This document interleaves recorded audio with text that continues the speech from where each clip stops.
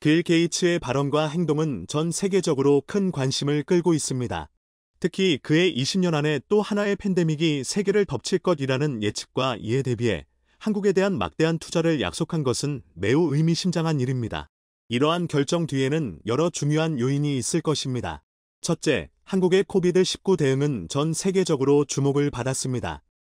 초기 대응, 테스트 및 추적 시스템, 공공보건 체계의 효율성 등은 많은 국가들이 벤치마킹하려는 모델이 되었습니다. 이러한 성공적인 대응은 한국이 다음 팬데믹에 대비할 수 있는 잠재력을 가지고 있음을 보여주며 이는 빌 게이츠의 투자 결정에 중요한 영향을 미쳤을 것입니다. 둘째, 한국은 과학 및 기술 분야에서 빠르게 성장하고 있으며 특히 바이오 기술, 의료기기, 제약 산업에서 글로벌 경쟁력을 갖추고 있습니다. 이러한 역량은 향후 팬데믹 대응에서 중요한 역할을 할 수 있으며 빌 게이츠와 같은 투자자에게 매력적인 투자 기회를 제공할 수 있습니다. 셋째, 빌 게이츠의 이러한 행보는 전통적인 강대국 중심의 국제 질서에서 벗어나 다양한 국가들과 협력하고자 하는 그의 글로벌 전략을 반영할 수 있습니다. 한국과의 협력은 다른 국가들에게도 모범 사례가 될 수 있으며 글로벌 보건 문제 해결에 있어서 더 광범위한 파트너십을 구축하는 데 도움이 될 것입니다. 빌 게이츠의 이러한 행동은 미래 팬데믹 대비를 위한 국제적인 노력에 중요한 기여를 할 것으로 기대됩니다. 특히 한국과의 협력은 글로벌 보건 위기에 대처하는 데 있어 새로운 접근 방식을 제시하며 다른 국가들에게도 중요한 영감을 제공할 수 있을 것입니다. 이러한 국제적 협력은 미래의 보건 위기를 효과적으로 대비하고 대응하는 데 필수적인 요소가 될 것입니다. 대체 어떻게 된 일인지 지금부터 자세하게 설명해 드리겠습니다. 어쩌면 지금 새로운 팬데믹은 시작되었을지도 모릅니다. 빌 게이츠는 올해 아사히 신문과의 인터뷰에서 팬데믹을 화재에 비유, 전 세계에 화재가 번질 수 있다고 말하며 이는 어느 나라도 예외가 아니라고 언급했는데요. 그는 중국이나 아프리카에서 새로 발견된 질병이라고 해서 그 지역에서만 번질 것으로 판단하는 것은 안 된다고 말하며 글로벌 대응이 필요하다고 지적했죠. 그리고 그는 무서운 미래를 예언했습니다. 팬데믹이 20년 이내에 다시 찾아올 확률이 50%나 된다며 아무것도 안 한다면 코로나로부터 인류는 어떠한 교훈을 얻지 못한 것이라고 일갈했죠. 그러면서 빌 게이츠는 미래 팬데믹 후보로 천연두를 꼽았는데요. 놀랍게도 너무나 흡사한 새로운 전염병이 코로나가 끝나기도 전에 등장했습니다. 바로 원숭이두창입니다. 후는 원숭이두창의 발병에 대해 이례적인 속도라 답하며 증상이 있거나 의심이 되는 환자는 즉시 격리 조치를 취하고 외부의 도움을 받을 것을 권고하는 모습으로 바뀌었죠. 코로나 때보다 기민하게 움직였지만 여전히 늑장 대응을 보였습니다. 다른 국가들도 마찬가지였죠. 영국에서는 원숭이두창 환자에 대해 동성애자들 사이에서 감염이 확산되고 있다며 마치 이성애자들은 걸리지 않을 것처럼 오인될 만한 정보를 일반 시민들에게 알렸죠. 그 결과 원숭이두창은 빠른 시간 유럽은 물론이고 미국과 아시아 등지에 확산되었습니다. 알고 보니 원숭이두창은 남녀노소 누구든지 걸릴 수 있는 질병이었고 코로나처럼 인류를 위협하는 질병이 되었습니다. 테드로스 아드하놈 게브레예수스 후 사무총장은 미디어 브리핑에서 비상대책위원회는 원숭이두창이 비상사태는 아니라고 판단했으나 사안의 긴급성을 인정하고 추가 확산을 통제하기로 결정했다고 말했죠. 확진자 대다수가 유럽에 집중되어 있기에 코로나와는 다른 경우라 말한 후는 이 질병이 임산부와 아동 사이에 퍼지고 있다며 소인들보다 더 치명적인 결과를 초래할 수 있다며 엄중한 경고를 남겼습니다. 미국에서도 사태의 심각성을 눈치채고 CDC는 원숭이두창과 관련 조짐이 보이는 이틀과 격리될 것을 권고하면서 백신 공급으로 이를 극복할 것이라고 밝혔는데요. 현재 미국 정부는 29만 6천 회분의 원숭이두창 백신 진네오스, 지니오즈를 보유하고 있고 이를 각 주에 배부하기로 결정했습니다. 미 식품의약국 FDA 승인을 받은 천연두 백신으로 원숭이두창에도 85% 이상 효과를 보이는 제품으로 알려졌죠. 아시아 지역에도 원숭이두창 환자가 발견되면서 많은 이들은 빌 게이츠의 놀라운 예측에 감탄하며 그가 제시한 팬데믹 예방법을 주시했죠. 빌 게이츠는 자신의 저서 넥스트 팬데믹을 대비하는 법을 통해 팬데믹 상황에서 이를 잘 대처하는 방법을 제시했습니다. 그는 코로나 시기 여러 국가의 대처를 보면서 다음에 찾아올 팬데믹에 대처할 여러 아이디어를 얻었다고 하는데요. 그 중에서도 한국의 놀라운 성과에 빌 게이츠는 주목했다고 합니다. 한국이 처방한 방법은 코로나 시기 시민들의 안전을 보장할 수 있는 방법이었고, 다른 팬데믹 상황에서도 똑같이 적용될 수 있는 방법이었죠. 한국이 사용한 방법은 그가 팬데믹을 대비해서 각 국가가 대비해야 하는 정책과 정확하게 일치합니다. 사실 책 대부분의 아이디어를 한국에게서 얻었다고 해도 과언이 아니죠. 그는 저서에서 방역과 철저한 역학조사, 그리고 민주적인 정부와 투명한 정보 공개로 팬데믹을 관리할 수 있다고 바라봤습니다. 코로나 초기 이를 성공적으로 수행할 수 있는 국가가 미국이 될 것이라고 생각했지만 미국은 그의 기대를 배반했다고 표현합니다. 트럼프 행정부는 빌 게이츠의 예측과는 달리 가짜 뉴스를 퍼뜨리며 공공보건에 있어 정확한 정보를 제공하고 병을 관리해야 함에도 불구하고 이를 제대로 책임지지 못했죠. 그 결과 미국을 비롯한 서구, 선진국 사회는 팬데믹으로 큰 타격을 입었습니다. 그는 미국에 대한 실망을 감추지 않았습니다. 반면 그의 기대를 모두 충족한 나라가 있었는데요. 바로 한국이 그가 말한 모든 조건을 만족한 국가였죠. 다른 나라가 방역에 허둥대면서 어떻게 해야 할지 모르는 동안 한국은 재빠르게 역학조사를 위한 컨트롤 타워를 세우고 빠르게 전파를 막기 위한 조치를 취했습니다. 마스크와 손 씻기 등 전염 방지 캠페인 역시 세계 그 어느 국가보다 빠르게 시행되었죠. 한국 정부는 이 모든 과정을 투명하게 공개했습니다. 앱을 통해 전 국민에게 얼마나 감염이 이뤄졌으며 감염자가 발생할 경우 메시지를 통해 통선을 공개하면서 혼란을 빠르게 가라앉혔습니다. 다른 국가들은 동선 공개를 하지 못해 지역 사회가 패닉에 빠져 사회생활이 마비되었지만 한국은 전혀 그러지 않고 안정적으로 대처할 수 있었던 것이죠. 빌 게이츠는 저서에서 한국의 사례를 본받아야 한다며 각국을 대상으로 한국을 주목해야 한다고 주장했습니다. 실제로 많은 선진국들과 심지어 미국조차도 한국의 방역 시스템을 관찰 자국에 도입하면서 전염을 낮출 수 있었죠. 그는 한국을 보면서 한국인들이 정부를 신뢰하고 있다는 것을 관할 팬데믹 상황 속에서 정부를 신뢰하는 국민이 많을수록 질병 전파가 더딘 것을 확인할 수 있었다고 하는데요. 투명한 정보 공개로 신뢰를 얻은 한국은 정확하게 이 사례에 맞다고 설명했죠. 그리고 그는 책에서 주장하는 핵심적인 아이디어를 한국처럼 초기 대응을 잘한 국가들에게서 얻을 수 있었습니다. 바로 글로벌 조직인 글로벌 전염병 대응동원팀 GRM의 존재입니다. 그는 저서에서 팬데믹을 종합적으로 관리할 세계 조직의 필요성을 강조하는데요. 세계보건기구의 관리를 받고 세계은행과의 협력으로 자금을 빠르게 조달하는 GRM이 존재했다면 지금과 같이 빠르게 확산된 팬데믹은 존재하지 않았을 것이라고 주장했죠. 한국이 컨트롤 타워를 빨리 세우고 강력한 정책으로 환자들을 철저하게 관리 및 추적한 것에서 착안한 조직이죠. 이번 원숭이 두창도 지람이 있었다면 대비할 수 있었을 것이라며 빌 게이츠는 안타까워하는 마음을 감추지 못했다고 하는데요. 책에서 주장한 내용을 직접 실천에 옮기고자 그는 몸소 움직였습니다. 당연히 그가 먼저 몸을 이끌고 향한 곳은 한국이었습니다. 한국이 팬데믹 상황에서 유일한 희망이라고 본 것이죠. 지난 한국 대선이 끝나고 윤석열 대통령이 당선된 이후 빌 게이츠는 윤 대통령에게 축전을 보내며 게이츠 재단과 한국이 긴밀한 협력을 하길 바란다 고 말하며 의례적인 수준을 넘어 실질적인 협력을 요청했는데요. 바로 얼마 전 6월 24일 윤석열 대통령은 빌 게이츠 이사장과 통화 글로벌 보건 분야에서 한국의 비중에 대해 논의했다고 합니다. 전염병 및 바이오 분야에서 선도적인 역할을 하고 있는 한국이 앞으로 글로벌 보건 분야에서 긴밀하게 협력해 주길 바란다는 말을 남겼다고 하죠. 적극적으로 한국과 소통하는 모습을 빌 게이츠는 보여주었는데요. 실제로 한국이 바이오 분야에서 거둔 성취는 놀라운 수준입니다. 최근 SK바이오사이언스는 코로나 백신을 개발하는 데 성공했는데요. 코로나 치료제인 레키로나주와 백신인 스카이코비원 멀티주를 자체 개발 완제 생산이 가능한 국가로 발돋움하게 되었습니다. 자체 기술로 이 모든 것이 가능한 국가는 미국, 영국 그리고 한국밖에 없습니다. 블룸버그 통신이 최근 공개한 코로나 회복력 순위에서도 한국은 1위를 기록하며 전 세계 국가들 가운데서 놀라운 성장세를 보인 것으로 조사되었습니다.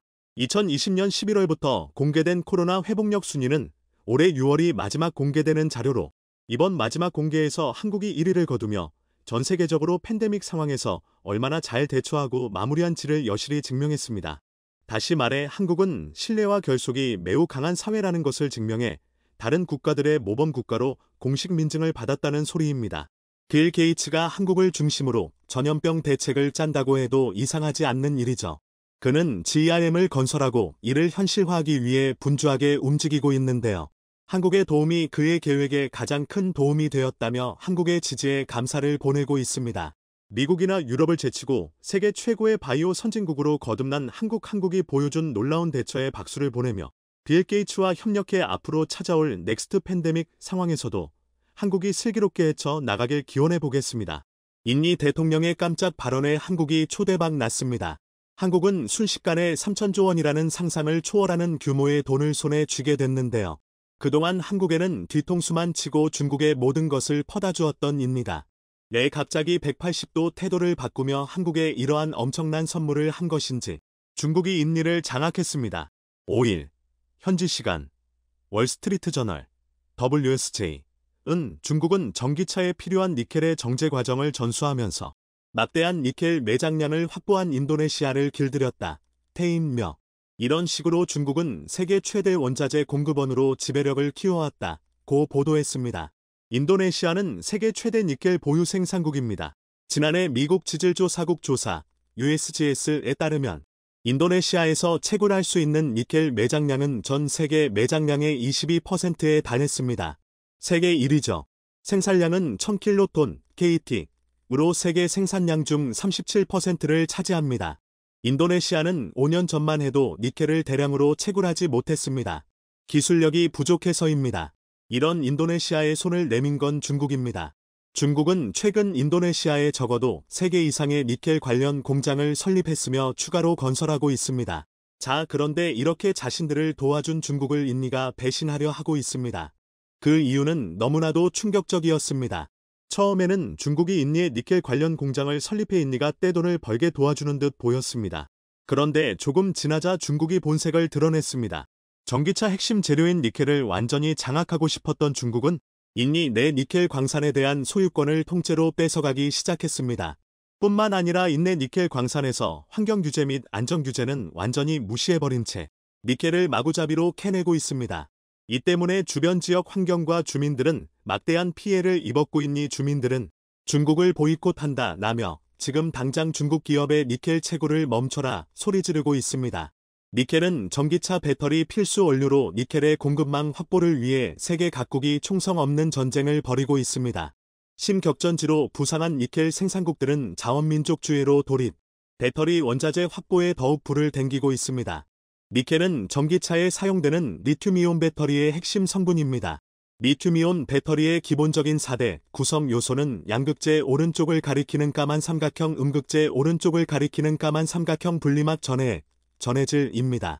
그중 양극재는 가장 중요한 요소로 배터리의 용량과 전압을 결정하며 NCA 니켈 코발트 알루미늄 YNCM 니켈 코발트 망간으로 불립니다. 양극재는 그 구성에 따라 배터리의 용량과 출력 등 성능이 변합니다. 니켈 함량이 높을수록 에너지 밀도가 높아져 한 번 충전 시 주행거리가 늘어납니다. 현재 대부분 리튬이온 배터리는 양극재의 니켈을 60% 이상 포함하고 있습니다. 배터리 업계에서는 양극재에서 비싼 코발트의 함량은 줄이면서 용량과 출력을 높일 수 있는 니켈의 비중을 꾸준히 높이고 있습니다.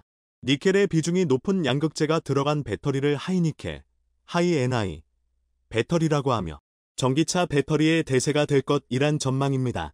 자, 그런데 이렇게 중요한 니켈을 전 세계에서 가장 많이 보유하고 생산하고 있는 국가가 바로 인니입니다. 한국은 배터리 세계 1위로 급부상했지만 핵심 소재인 니켈을 중국으로부터 거의 100% 수입하고 있습니다. 중국은 니켈 생산국가 1위인 인니를 장악하게 되면 한국들 자신들 마음대로 주무를 수 있다고 생각한 것입니다. 자, 그런데 인니가 중국의 뒤통수를 치면서 대반전이 일어났습니다. 니켈 광산을 통째로 뺏어가려는 중국의 속셈이 드러나자 인니는 과감하게 중국을 손절해버리더니 한국과 손을 잡았습니다. 한국과 인도네시아가 전기차, 배터리 산업 관련 세계에서 가장 강력한 동맹을 맺었습니다. 특히 인도네시아는 한국이 배터리를 만드는데 꼭 필요한 니켈을 한국에만 무제한으로 공급하는 것은 물론 배터리 재활용, 소형 모듈원자로와 관련해서도 한국에만 엄청난 특혜를 줄 것이라 선언했습니다. 심지어 그렇게 아껴왔던 인니의 니켈 광산 채굴권마저 한국에 넘겨줄 기세입니다. 양국 수석 대표는 회의 모두 발언에서 그간 한국과 인도네시아다. 인도태평양 지역의 주요 경제협력 파트너로서 수교 이후 50년간 공고한 경제협력 관계를 이어왔다며 성과를 바탕으로 미래 50년을 향해 함께 도약하기 위해 공급망, 기후변화 등에서 새로운 협력 방안을 모색해야 할 시기라고 강조하며 이와 같이 인니가 중국을 손절하고 한국에 엄청난 혜택들을 몰아주는 파격적인 결정을 내린 이유에 대해 설명했습니다. 인니투자부는 한국이 인니에 투자하면 다른 나라 기업이 투자했을 때보다 훨씬 더 많은 인센티브를 주는 것은 물론이고 한국 기업을 위해 법까지 전부 뜯어고치겠다는 파격적인 제안을 해왔습니다. 자요 포르노모 인니투자부 국장은 한국의 투자는 첨단 기술 분야에서 노동 집약적 분야에 이르기까지 상당히 다양하다며 인니 정부로서는 한국이 현재 전문성이 부족한 우리 산업의 파트너가 되길 희망한다. 한국의 투자자들이 이러한 격차를 메우고 인니와 협력해 아세안과 글로벌 시장의 서비스를 제공할 수 있다고 강조했습니다. 최근 인니의 한류 열풍은 심상치 않습니다. 인니는 심지어 한국의 빨리빨리 문화까지 배우기 위해 한국의 인니 공무원들을 파견했습니다. 한국의 빨리빨리 문화를 배우기 위해 한국을 찾은 인니 행정개혁부 소속 정책 전문가 누구로 아리프 프라스티어. 그는 한국이 인니에 전수해준 행정 시스템은 인니를 완전히 다른 나라로 탈바꿈시켜 주었다 라며 수년 전만 해도 인도네시아 관공서에는 서류를 떼려면 긴 줄을 기다려야 했고 기관마다 절차나 요구사항이 달라서 민원인들이 혼란에 빠지는 일도 있었다. 그런데 한국의 첨단 행정 시스템을 도입하고 나서는 속도가 100배 이상 빨라졌고 인니 경제는 비약적인 성장을 거둘 수 있었다 라며 감사의 인사를 전했습니다. 인니가 이렇게 갑자기 중국을 배신하고 한국과 손을 잡은 이유는 매우 타당하고 현명한 판단이었습니다. 일각에서는 인니에 매장된 니켈의 총 가치는 3천조 원에 달할 수 있다고 전했는데요. 이 엄청난 규모를 한국에 몰아주기로 한 것은 아주 적절한 판단이었습니다. 배터리 핵심 소재인 양극재. 양극재에 엄청난 양의 니켈이 사용되는데 한국의 에코프로비엠이 양극재 세계 1위로 등극할 것이라는 전망이 나왔습니다. 양극재는 전기차 배터리 원가의 40%부터 50%가량을 차지하는 주요 소재 중 하나로 가장 중요하죠. 양극재에 따라 전기차 배터리의 특성과 성능이 구분되고 가격과 성능, 안전성 등이 달라집니다. 양극재가 전기차의 퀄리티를 결정짓는다고 봐도 무방할 정도로 가장 중요합니다. 에코프로비엠은 지난해 연간 양극재 생산 능력이 18만 T로 2021년 7만 8천 톤에서 2배 이상 늘었습니다. 에코프로비엠은 2026년까지 북미에서 18만 T 규모의 생산 능력을 갖춘다는 계획입니다. 뿐만 아니라 에코프로그룹은 세계에서 유일하게 양극재 생태계를 구축하는 데 성공해 전 세계로부터 뜨거운 관심을 받고 있는데요. 인기가 얼마나 뜨거운지 최근에 에코프로 주식은 황제주로까지 등극하며 짧은 기간 안에 무려 20배 넘게 올랐습니다. 한 에코프로 장기 투자자는 자신이 에코프로 한 종목으로 2100%가 넘는 수익률, 금액으로는 50억 원을 넘게 벌었다며 인증하기도 했습니다. 장투 21분이란 아이디를 쓰는 투자자는 자신이 주당 32,758원에 에코프로 주식 7,140주를 매수했고 이날 현재 수익금 50억 6,398만 7,880원을 기록했다고 밝혔습니다. 또 다른 투자자도 5만 784원에 에코프로 주식 225주를 매수했고 같은 날 현재 1억 5,484만 8,600원 규모의 수익을 기록했다고도 했습니다. 10배가 넘는 수익을 거둔 것이죠. 팀장이 요즘 보면 에코프로 주주인가? 아직도 회사에 안 나오고 있다. 에코프로 주주 아니면 로또 당첨된 것 같음이라는 글도 올라와 화제가 되고 있습니다. 에코프로 주식을 보유한 사람들이 회사를 그만둘 만큼 돈을 많이 벌었다는 것이죠. 이미 엄청나게 올랐지만 앞으로 더 폭등할 것이란 전망이 지배적입니다. 당장 다음 달인 8월에는 이미 MSC에 편입이 확정됐다는 기사들이 쏟아져 나오기 시작했고 아직 전기차 시대가 막 시작하는 단계라 앞으로도 최대 10배 이상 가능하다는 전문가들의 전망이 쏟아지기 시작했습니다. 에코프로그룹뿐만이 아닙니다. 한국 1위이자 세계 최고의 철강회사였던 포스코가 세계 최고의 전기차 배터리 소재 회사로 탈바꿈하는 데 성공하면서 전 세계적으로 엄청난 영향력을 행사하고 있습니다. 포스코는 니켈, 리튬 등 핵심 소재를 해외에서 확보하는 데 그치지 않고 국내외의 대규모 소재 생산기지를 짓고 있습니다.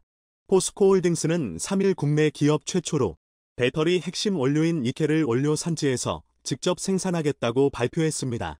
세계 1위 니켈 보유 생산국인 인도네시아의 니켈 재련 공장을 새로 건설하기도 했습니다. 인니는 원래 이 니켈 재련을 모두 중국에 맡겼는데 중국을 손절한 뒤로는 포스코에 맡기기 시작했습니다. 그렇지 않아도 최근 최악의 경제 상황에 닥친 중국은 망연자실해하고 있습니다. 그동안 인니에 천문학적인 돈을 투자하며 배터리 핵심 소재인 니켈을 완전히 장악할 계획이었던 중국. 중국 입장에서는 한국이 자신들의 계획을 완전히 파괴시켜버린 것입니다. 대놓고 대한민국을 무시하던 프랑스의 처참한 실체가 들통났습니다. 프랑스는 2017부터 2022년 세계 무기 수출국 순위에서 11%로 3위에 오르면서 유럽의 맹주국다운 기염을 토했는데요. 유럽 국가로서는 드물게 군축 기조에 소극적이었던 덕에 지금까지도 탄탄한 방위산업을 유지하고 있습니다. 실제로 프랑스는 미국의 영향력에서 벗어나 유럽만의 방위산업 체계를 구축하자며 범유럽 방위산업 통합정책을 주도하고 있기까지 한데요. 이 때문에 독일과 함께 대한민국 무기 체계가 유럽에 진출하는 것을 극도로 견제하고 있습니다. 게다가 정치적으로도 에마니엘 마크롱 현 프랑스 대통령이 노골적인 친중 행보를 걷고 있는 만큼 대한민국 입장에서도 프랑스는 꺼림칙한 나라 중 하나인데요. 그런데 최근 프랑스가 우크라이나에 지원한 AMX-10RC 잠감차가 처참한 방어력으로 빈축을 사면서 갑작스레 대한민국의 IFV가 주목받고 있습니다. 현대전에서 이른바 겸전차의 중요성이 다시 부각되면서 고성능 IFV의 수요가 폭증하고 있기 때문인데요. 오늘은 전 세계 IFV 대결의 최종 승자를 가려보겠습니다.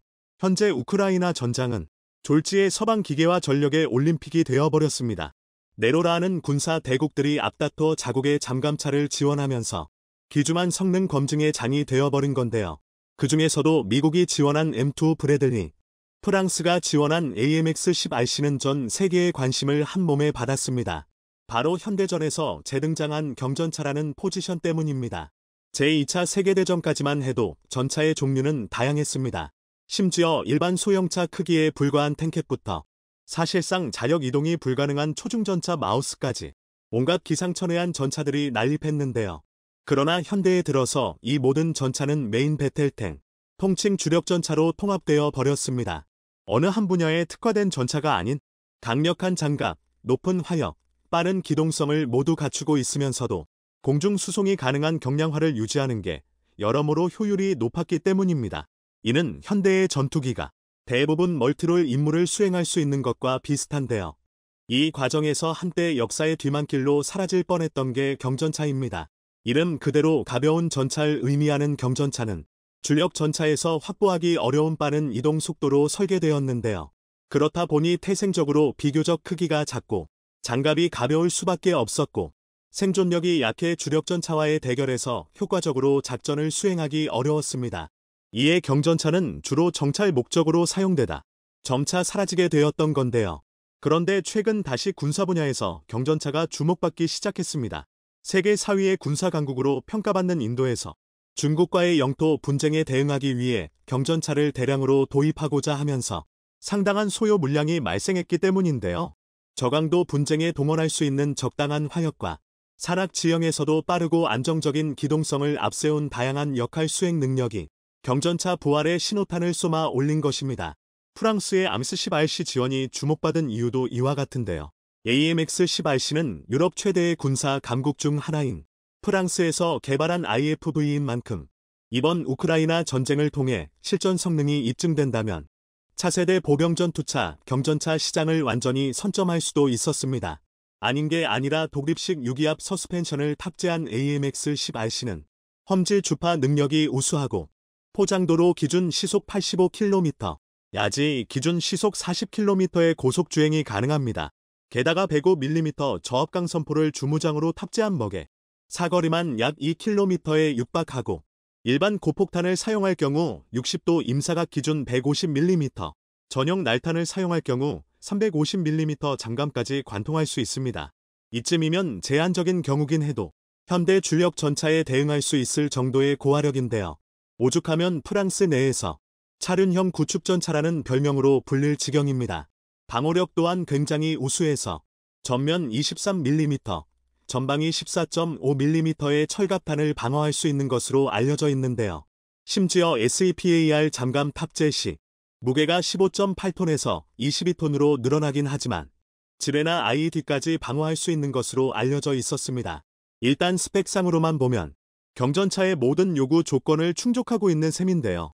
실제로 프랑스가 아멕스 10RC 지원을 결정하자 우크라이나는 올렉시 레즈니코우 국방부 장관이 직접 아메스 10RC를 운전하는 명상을 공개하는 등 스펙상으로만 보면 AMX 10RC는 다목적으로 활용할 수 있는 차량으로 정찰부터 기동 환역 지원, 지휘, 통신 등 다양한 임무에 적합합니다.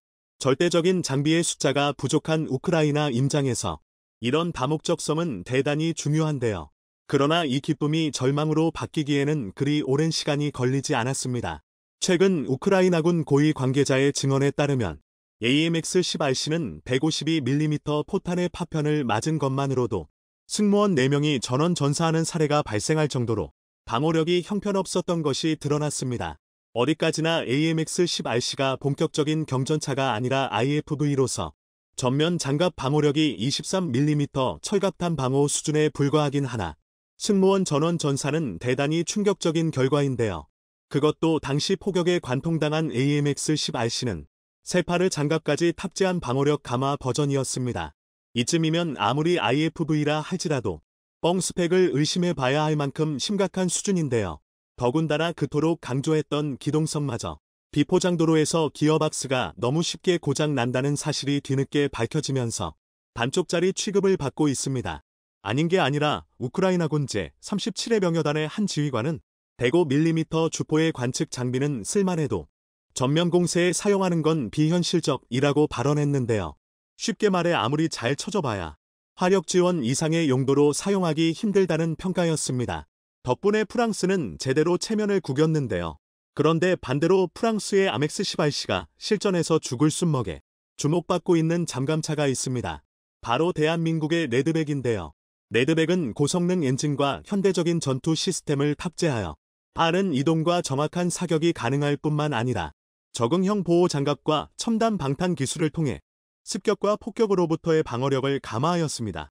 이쯤은 되어야 비로소 경전차라고 부를 만한데요. 당장 모태가 되는 K21 잠감차부터가 전면부 30mm 기관포 철감탄 방어가 가능한 데다 차체 상부는 10m 30에서 폭발하는 155mm 포탄의 파편까지 완벽히 방어할 수 있습니다. 또한 레드백은 현재 방산시장의 트렌드에 맞게 플랫폼으로서의 기능을 제공하며 사용자의 요구에 맞춘 다양한 커스터마이징이 가능한데요. 경전차의 역할뿐만 아니라 통신 및 전보 차량부터 IED, 지뢰 방호 형태까지 다양한 임무에 유연하게 대응할 수 있습니다. 실제로 레드백은 경전차 도입을 추진 중인 많은 나라에서 현지 테스트가 진행 중인데요. 우선 최근 K9 도입 소식을 전해드린 루마니아는 30억 유로, 무려 4조 2650억 원 규모의 잠감차 도입 사업을 위해 은밀히 레드백 현지 테스트를 진행 중입니다. 구체적인 물량으로 치면 자그마치 300대가 넘는 초대 규모인데요. 이 정도 물량이면 사실상 수명 주기가 끝난 구식 잠감차를 전부 레드백으로 교체하겠다는 계획이나 다름없습니다. 하지만 진짜는 아직 시작도 하지 않았습니다. 루마니아도 물론 상당한 규모지만 이보다 중요한 건 인도의 경전차 도입 사업입니다. 앞서 인도가 경전차 부활의 신호탄을 쏘아 올렸다고 말씀드렸는데요. 이런 상황에서 인도가 대한민국에 레드백을 도입한다면 레드백에 대한 국제적 인지도와 관심도는 폭발적으로 늘어날 것입니다. 국제적으로 중국과의 지역 분쟁에 얽혀있는 인도가 레드백 선택한다는 건 그 자체만으로 대한민국 무기 체계의 기술력과 신뢰성을 감조할 수 있는데요. 또한 대한민국 군사 장비 도입은 국가 간의 군사 협력과 안보 관계의 강화를 의미합니다. 중국 이상의 시장 규모를 형성 중민 인도를 끌어들일 수 있다면 중국과 대립의 골이 커지고 있는 대한민국 임장에서 쌍수 들고 환영할 만한 일인데요. 그리고 무엇보다 인도가 레드백을 도입한다면 중국과의 장갑차 맞대결이 성사될 가능성이 높습니다. 현재 중국은 인도와의 국경 분쟁지대에 15식 경전차를 배치한 상태입니다. 그런데 문제는 인도와 중국의 국경 분쟁 지역이 대부분 고산지대에 퍼져 있다는 것입니다. 일반적인 무기 체계는 고산지대에서 기동하는 게 상당히 어려운데요. 그러나 경전차는 비교적 경량화된 구조 대비 강력한 엔진을 가지고 있어 빠른 이동이 가능합니다. 이는 고산 지형에서 복잡한 지형 조건과 좁은 도로, 협소한 공간에서 유리한 전술적 위치 조절과 기습적인 공격에서 유리한 고지를 선점할 수 있다는 뜻인데요. 또한 고산 지형의 좁고 험준한 지형은 육중한 주력 전차가 움직이기에 제한적입니다. 결국 경전차를 경전차로 상대할 수밖에 없는 기형적인 전투 조건이 갖춰지게 되었는데요. 인도군이 긴급히 경전차 소요를 제기한 것도 바로 이 때문입니다. 그러나 가장 중요한 건 대한민국의 레드백이 중국의 15식 경전차를 상대할 수 있느냐가 될 것입니다. 그도 그럴 게 15식 경전차는 105mm 주포를 탑재한 만큼 이협적인 화력을 보유하고 있습니다. 당장 관통력만 봐도 전용 날탄을 발사할 경우 2km 거리에서 최대 500mm의 감철 잠감을 관통할 수 있습니다. 단순 화력 면에서는 프랑스의 아멕스 10RC를 뛰어넘는 셈인데요. 게다가 증가 장갑 패키지까지 장착하면 무게만 36톤에 이르는 만큼 방어력 또한 뛰어날 것으로 추정됩니다. 물론 이에 맞서는 레드백도 만만치 않습니다. 우선 기본 무장은 30mm 기관포 1문을 탑재하면서 15식 경전차에 약간 밀리는 모습입니다. 하지만 이는 어디까지나 목적성 때문인데요. 중국 15식은 경전차로서 승무원 3명이 운용하는 방식이지만 레드백은 FV로서 승무원 3명과 기계화 모병 8명이 탑승합니다. 당면이 내부 공간이 많이 필요한 만큼 주포 구경이 줄어들 수밖에 없는데요. 그러나 레드백은 플랫폼 형식으로 50mm 주포까지 확장이 가능한 데다 현재 탑재된 부시마스터 MK 44S 30mm 포로도 2세대 전차 장갑까지 관통하는 데는 무리가 없습니다. 더군다나 레드백의 스파이크 대전차 미사일 2발까지 추가로 탑재된다는 걸 고려하면 화력 측면에선 멋비슷한 수준으로 평가할 수 있는데요. 반면 방어력은 레드백이 15식보다 한 수 위로 추측됩니다. 비록 아직은 구체적인 방어력이 공개되지는 않았지만 레드백의 기본 형태 중량이 42톤에 육박한다는 점을 고려하면 최소한 15식 경전차 이상의 장갑을 탑재했다고 추측해 볼 수 있는데요. 앞서 155mm 포탄 파편 방어가 가능했던 K-21이 고작 25톤 내외임을 감안하면 레드백의 방어력 수준을 추정해 볼 수 있습니다. 그리고 무엇보다 대한민국이 인도에 레드백을 제안했다는 게 중요한데요. 자칫 중국과의 무력 분쟁에서 레드백을 동원한 인도군이 밀리기라도 한다면 대한민국 무기 체계에 대한 평가는 곤두박질치기 시작할 것입니다. 실전만큼 중요한 검증에 잠이 없기 때문인데요. 담잠 K9 자주포만 봐도 실전에서 중국의 PCL 181을 상대로 승리한 덕에 인도에서 100대의 추가 도입을 끌어낼 수 있었습니다. 그만큼 실전이 중요하다는 방증인데요. 대한민국과 중국의 2차전은 과연 어떤 결과를 맞이할지 인도가 레드백을 도입해 확인할 수 있길 바라겠습니다. 이상 꺼리튜브였습니다. 전투기 개발의 역사를 다 뒤져봐도 유례가 없는 속도로 개발을 이어나가고 있는 KF-21. 게다가 비행 시험을 할 때마다 속속 드러나는 놀라운 성능은 세계 어느 나라에서도 부러움을 사기에 충분했는데요. 그런 만큼 많은 시기와 질투도 받고 있는 것이 사실입니다. 초도 비행 전까지 KF-21은 주로 개발사에서 내세우는 성능을 제대로 낼 리 없을 것이라는 내용으로 중상모략 당하기 일쑤였습니다. 그러나 시 제1호기가 처음 하늘을 가르고 그 뒤로 성능을 하나하나 증명해 나가자 그런 목소리는 쏙 들어갔죠. 그러자 이번에는 한국이 내세우는 국산화율을 결고 넘어지곤 했는데요. 최근에 알려진 소식도 그런 식으로 KF-21의 국산화율을 의심하는 근거로 이용되고 있었습니다. 바로 KF-21 시제기에 들어간 AESA 레이더의 TR 소자가 다름 아닌 대만산이라는 것입니다. 대만이 KF-21을 부러워한다는 것은 다 알려진 사실이고 틈만 나면 은근슬쩍 한국 무기에 자기들 기술이 들어갔다고 주장하는 것도 공공연한 사실입니다. 그래서 이 소식 역시 대만이 의뢰하던 일방적인 주장이려니 했는데요. 그런데 알고 보니 이 주장이 사실이고 대만 부품이 실제로 들어가 있었다고 합니다. 하필이면 레이더와 같은 핵심적인 부품의 외산 부품이 들어가 있다는 점에서 이는 어쩌면 내년으로 예정되어 있는 KF-21의 양산 계획에도 결림돌로 작용할지 모릅니다. 그뿐만 아니라 국산 전투기라는 슬로건 아래 개발해왔던 KF-21 프로젝트의 진정성 자체도 의심받을 수 있는 심각한 사안인데요. 이번에 화두가 된 TR 소자는 말하자면 S의 레이더를 이루는 최소 단위입니다. 레이더 전체를 곤충의 겹눈에 비유한다면 TR 소자는 그 난눈 하나하나에 해당하는 것이죠. KF-21에 탑재되는 국산 AESA 레이더에는 군사 기밀이라서 정확한 숫자는 알려져 있지 않으나 약 1000여 개에 달하는 TR 소자가 들어간다고 하는데요. 각각의 TR 소자가 순간적으로 특정 방향을 향한 전파 빔을 모아서 쏘고 그 다음 순간에 재빠르게 그 방향을 무작위로 바꾸는 것이 AESA 레이더의 기본적인 원리입니다.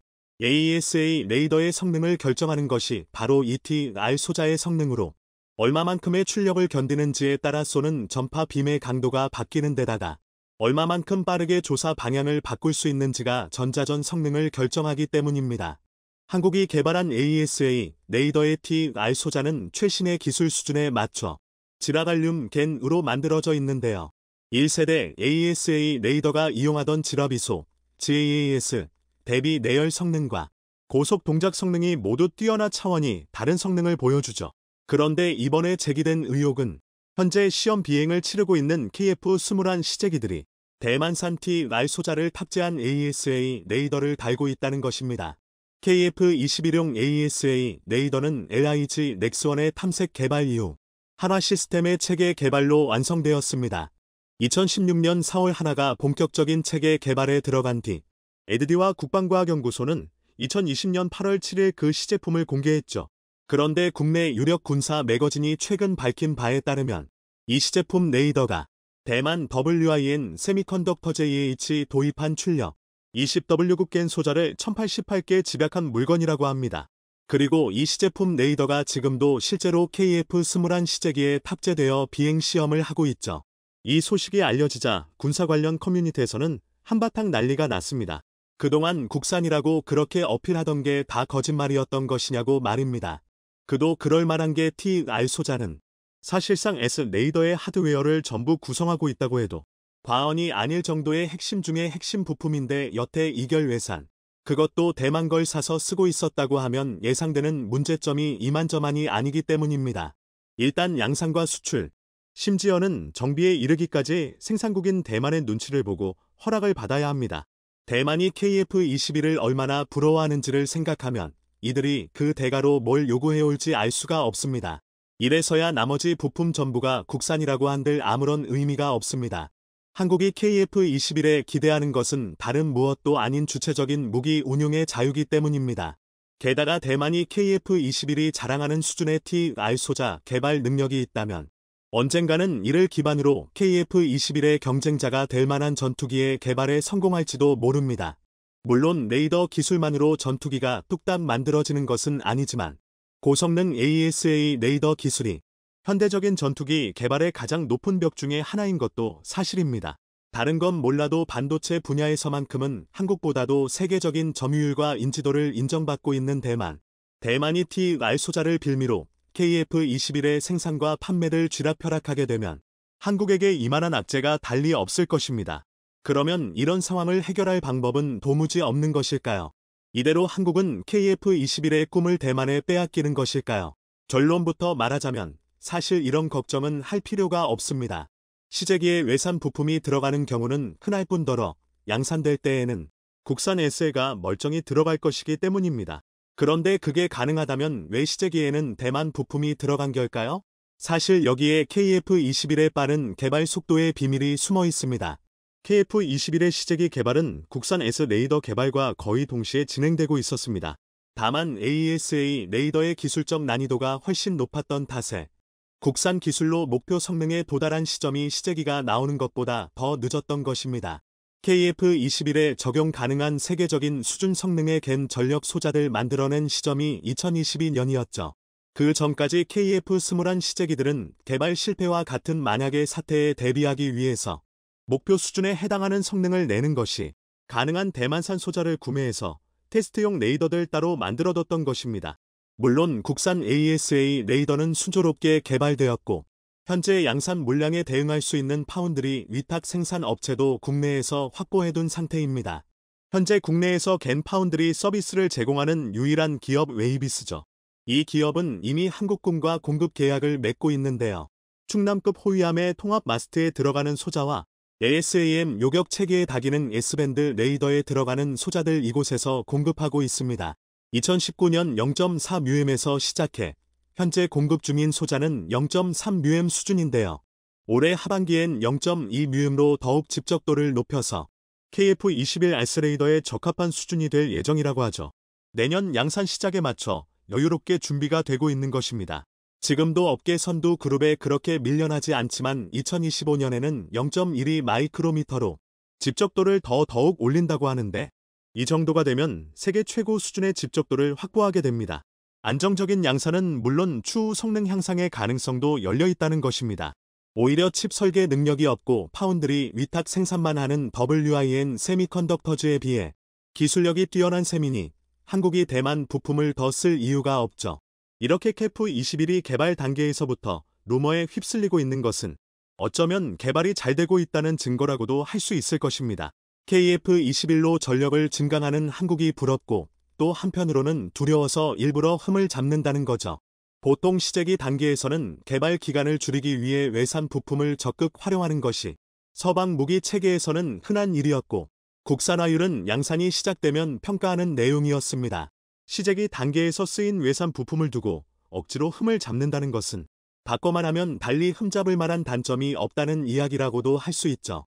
KF-21의 가장 큰 호적수로 꼽히는 프랑스의 나팔도 시제기 단계에서는 미국산 레이더 소자를 활용했고, 양산되어 팔리고 있는 지금에 와서 나팔을 두고 프랑스산이 아니라고 말하는 사람은 없습니다. KF-21은 유난히도 이런 비슷한 논란을 자주 겪고 있는데요. 이번 대만산 소자도 그렇고, 얼마 전에는 시제기에만 적용된 튀르키예산 데이터링크 부품이 논란이 된 적도 있었죠. 물론 레이더 소자와 마찬가지로 이 부품 역시 양산에 대비한 국산 부품이 이미 다 마련되어 있었고 논란은 빠르게 종식되었습니다. 알세 레이더의 성능 평가 시설을 이스라엘에서 빌렸었다는 이유만으로 레이더가 이스라엘산으로 둔갑하기도 했었는데요. 이 오해는 지금도 널리 퍼져 있어서 주변국들이 KF-21을 흠잡을 때 빼놓지 않고 언급하는 단골 누명 중 하나입니다. 이런 루머들이 잠시나마 빠르게 퍼져나가는 것은 어떻게 보면 이런 주장에 설득력이 있어 보이기 때문이라고도 할 수 있을 텐데요. 그만큼 다른 나라들이 보기에 KF-21의 개발 속도는 경이로운 수준이기 때문입니다. 자기들이 모자라서 한국만큼의 속도를 낼 수가 없다고 순순히 인정하느니 한국이 기술을 베꼈다는 식으로 억지 누명을 씌우는 것이죠. 실제로 이런 루머들이 나오는 대만과 튀르키예는 대놓고 KF-21을 질투하고 있는 나라들입니다. 대만은 누구보다도 KF-21 같은 전력이 필요하지만 이젠 그럴 개발 능력을 완전히 잃어버렸고, 튀르키예는 트퍼스 프로젝트로 KF-21을 넘어서겠다고 죽어라 애쓰고 있지만 누구도 성공할 것이라고는 생각하지 않죠. 한국이 이들과 다른 점은 사실 그렇게 많지도 않습니다. 그저 묵묵하고 꾸준하게 노력해왔다는 점만이 다르죠. 대만처럼 도중에 자포자기하고 강대국에 의존하지도, 튀르키예처럼 앞뒤 가리지 않고 성급하게 굴지도 않습니다. 그저 한 계단 한 계단 묶인 실타래를 일일이 풀고 가로막는 벽을 하나하나 넘어가면서 오른 고지가 지금의 KF-21입니다. 이런 끈기의 차이를 받아들이지 못하고 그저 중상모략만 해서는 이들은 세월이 얼마나 지나도 한국을 따라잡지 못할 것입니다.